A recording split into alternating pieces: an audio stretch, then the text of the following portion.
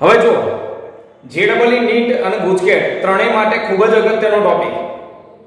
આપણે આની થિયરી ભણી ગયા, બરોબર, કે કોઈ પણ પરમાણુમાં ન્યુક્લિયસની આજુબાજુ ઇલેક્ટ્રોન r ત્રિજ્યાવાળી કક્ષામાં v ઝડપથી ભ્રમણ કરતો હોય તો એની સાથે સંકળાયેલી ઊર્જાઓ કેટલી.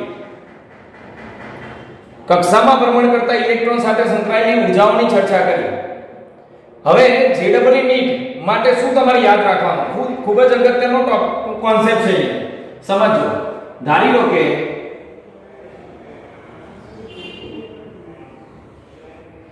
આ કોઈ પરમાણુ છે, બરોબર. પરમાણુનો આ ન્યુક્લિયસ છે. ન્યુક્લિયસ પરનો વિદ્યુતભાર શું લખાય? Ze. કોઈ પણ પરમાણુ માટે ન્યુક્લિયસ પરનો વિદ્યુતભાર Ze લખાય. ધારો કે હાઇડ્રોજન હોય તો એનો પરમાણુ ક્રમાંક 1, એટલે હાઇડ્રોજનના ન્યુક્લિયસ પરનો વિદ્યુતભાર +E થાય, મતલબ એક જ છે પરમાણુ ક્રમાંક. એટલે હિલિયમ હોય તો 2E લખાય, લિથિયમ હોય તો 3E લખાય. એટલે કોઈ પણ પરમાણુ માટે ન્યુક્લિયસ પરનો વિદ્યુતભાર Ze થાય. હવે આ ન્યુક્લિયસથી r ત્રિજ્યાની કક્ષામાં ઇલેક્ટ્રોન v ઝડપથી ભ્રમણ કરતો હોય, r ત્રિજ્યાની કક્ષામાં ઇલેક્ટ્રોન v ઝડપથી ફરતો હોય તો નંબર 1 ધ્યાન આપજો. અહીંયા r ત્રિજ્યાની કક્ષામાં ઇલેક્ટ્રોન v ઝડપથી ભ્રમણ કરતો હોય તો એની સ્થિતિ ઊર્જા શું થાય? ઇલેક્ટ્રોનની સ્થિતિ ઊર્જા નંબર 1, સ્થિતિ ઊર્જા. તો યાદ રાખવાનું, સ્થિતિ ઊર્જાનું સિમ્પલ સૂત્ર છે કે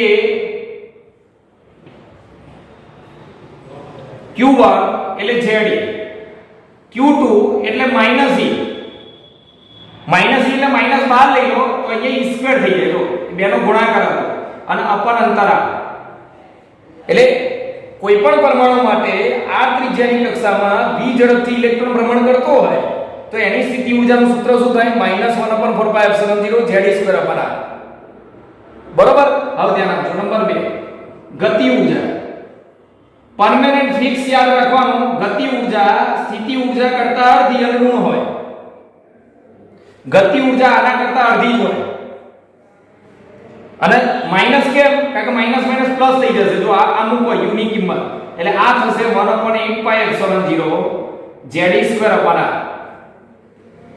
આ સૂત્ર હમણાં સાબિત કરી દીધું આગળના વિડિયોની અંદર. આપણે કોઈ પણ r ત્રિજ્યાની કક્ષામાં ઇલેક્ટ્રોન v ઝડપથી ભ્રમણ કરતો હોય તો એની ગતિ ઊર્જા કેટલી? 1/8πε0 Ze². બરોબર. ધ્યાન આપજો. તો ગતિ ઊર્જા હંમેશા સ્થિતિ ઊર્જા કરતા અડધી હોય અને ઋણ હોય. ટૂંકમાં આ ઋણ હોય તો આ ધન થઈ જાય, આ ઓપોઝિટ થઈ જાય. તો સ્થિતિ ઊર્જા કરતા ગતિ ઊર્જા વિરુદ્ધ હોય, મતલબ આ માઈનસ હોય, u માઈનસ તો k પ્લસ થાય. બરોબર. ચલો નંબર 3 કુલ ઊર્જા. આમાં ઇલેક્ટ્રોનની કુલ ઊર્જા કેટલી હશે? કુલ ઊર્જા એટલે આ બેનો સરવાળો થાય. આ બેનો સરવાળો. એક સૂત્ર આ રીતે લખાય અને બીજું લખવું હોય ને તો યાદ રાખજો, આ પણ u/2 સ્થિતિ ઊર્જા કરતા અડધી. કુલ ઊર્જા પણ સ્થિતિ ઊર્જા કરતા અડધી હોય પણ બંને સરખો સંબંધ ધરાવે. એટલે આ જવાબ આવે -8πε0 Ze².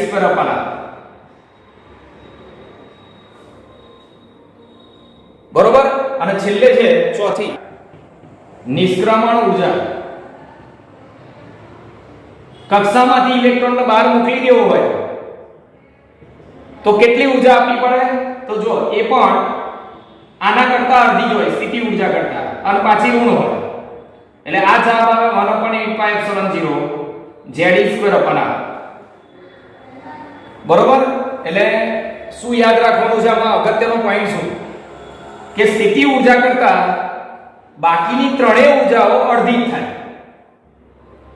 r ત્રિજ્યાની કક્ષામાં v ઝડપથી ઇલેક્ટ્રોન ભ્રમણ કરતો હોય તો ઇલેક્ટ્રોનની સ્થિતિ ઊર્જા -1/4πε0 Ze².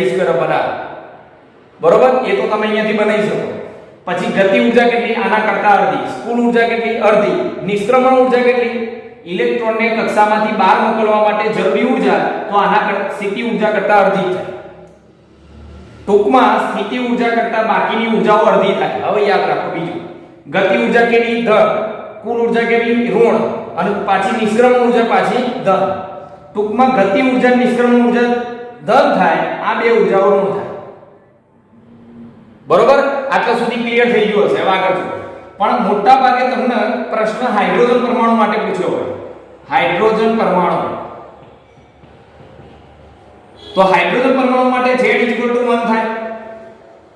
અને જો Z 1 થાય તો પછી સ્થિતિ ઊર્જા શું આવશે? -1/4πε0 E²/r.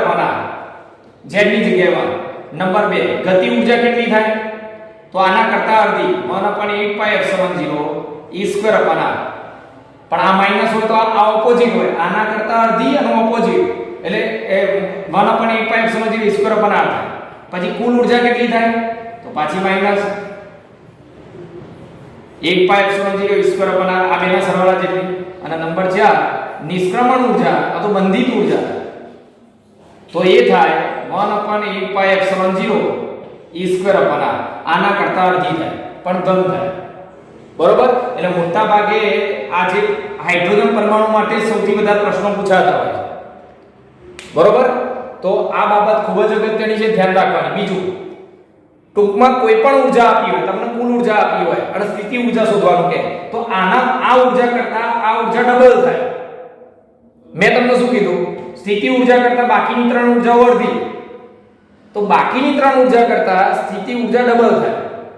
તમને રકમમાં આપી હોય હાઇડ્રોજન પરમાણુની, આવો પ્રશ્ન આપ્યો, હાઇડ્રોજન પરમાણુની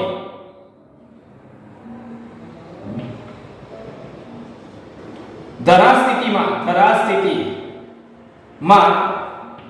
કુલ ઊર્જા -13.6 ઇલેક્ટ્રોન વોલ્ટ છે. તો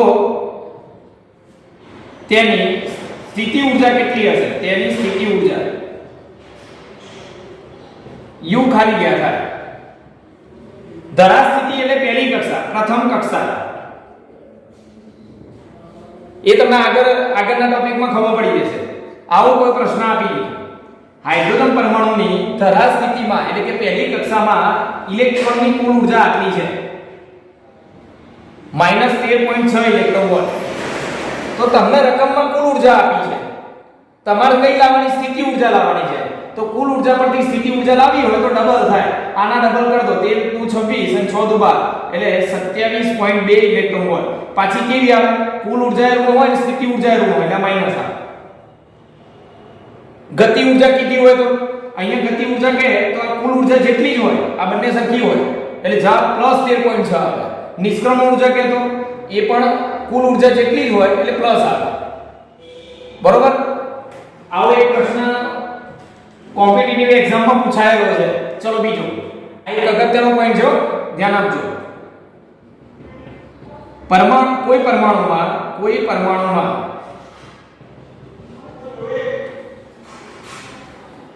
ઇલેક્ટ્રોનની સ્થિતિ ઊર્જા -1/8πε0 E²/r છે. આ પોઝિટ્રોનિયમ પરમાણુ, આવો એક જૂની બુક, આપણે જૂના કોર્સની અંદર આ પ્રકારનો એક એક્ઝામ્પલ હતો. પોઝિટ્રોનિયમ પરમાણુની બાહ્ય કક્ષામાં ઇલેક્ટ્રોનની સ્થિતિ ઊર્જા આટલી હોય, -1/8πε0 E²/r. તો તે કક્ષામાં ઇલેક્ટ્રોનની ગતિ ઊર્જા કેટલી? આવો પ્રશ્ન તમને પૂછે. આ એમસીક્યુ પૂછાયેલો છે જૂના કોર્સની અંદર. સ્થિતિ ઊર્જા આટલી કીધી હોય, ગતિ ઊર્જા કેટલી થાય? તો આપણને ખબર છે કે જે સ્થિતિ ઊર્જા હોય એના કરતા બાકીની ઊર્જાઓ અડધી જ હોય, એટલે આના અડધી કરીને લખી દો એટલે છેદમાં ભાગ્યા 2, અડધી એટલે છેદમાં 2, એટલે 1/16πε0 E²/r. અને સ્થિતિ ઊર્જા માઈનસ હોય, ગતિ ઊર્જા કેવી હોય? આના ઓપોઝિટ, મતલબ ધન હોય, આના કરતા અડધી અને ધન. તો આ તમારો જવાબ આવે 1/16πε0 E²/r. બરોબર? તો આ રીતે આ એક અગત્યનો ટોપિક હતો જે તમારે યાદ રાખવાનો. બીજું પણ ઘણું બધું છે આના માટે, એ આગળ જેમ જેમ ટોપિક ચાલતા જશે એમ હું તમને સમજાવતો જઈશ.